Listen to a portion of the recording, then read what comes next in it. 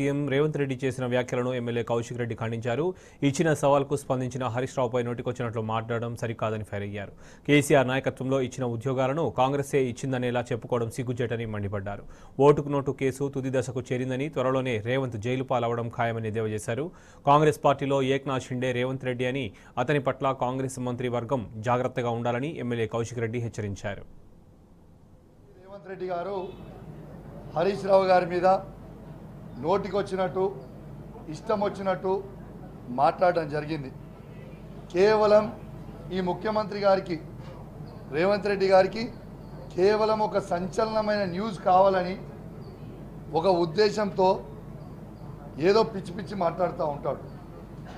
ఇవాళ ముఖ్యమంత్రి రేవంత్ రెడ్డి గారు తన స్థాయిని మర్చిపోయి నోటికొచ్చినట్టు మాట్లాడడం చాలా బాధాకరం అని చెప్పి సందర్భంగా తెలియజేస్తా ఉన్నాను. ఒక ముఖ్యమంత్రి స్థాయిని కింద పరుస్తూ ఉన్నారు.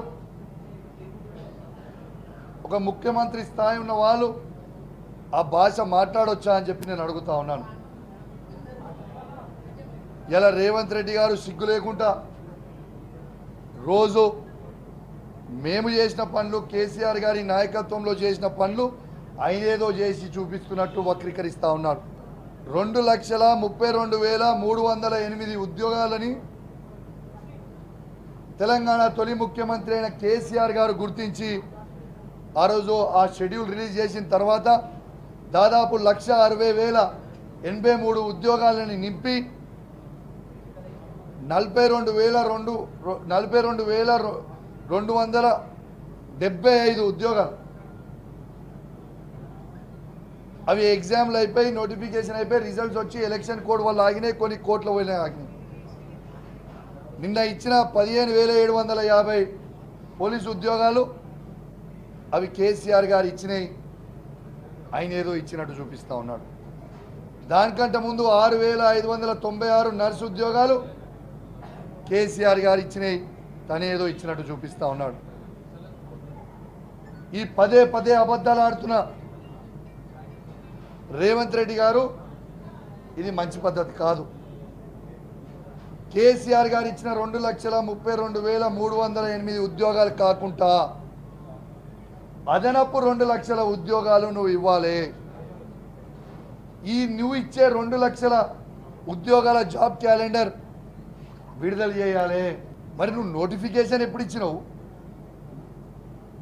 ఎగ్జామ్ ఎప్పుడు కండక్ట్ చేసినావు? నువ్వు ఏమి చేసినావు? మరి నువ్వు ఇచ్చినట్టు ఎట్లయితుంది? ఇది ప్రజలకి తెలియదా? ఉద్యోగాలు తీసుకున్న ఉద్యోగులకి తెలియదా?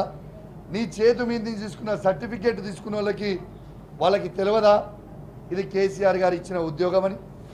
రేవంత్ రెడ్డి గారే కదా ఈ మేడిగడ్డ దాని మీద ఇప్పుడు డ్యామేజ్ అయి ఉంది, రైతులకి నీళ్ళు ఇవ్వలేం, హరీష్ రావు గారు మీకే అప్పగిస్తాం, మీరే వచ్చి నీళ్ళు ఇవ్వండి అని చెప్పి ఇవాళ అన్నది రేవంత్ రెడ్డి గారా హరీష్ రావు గారా?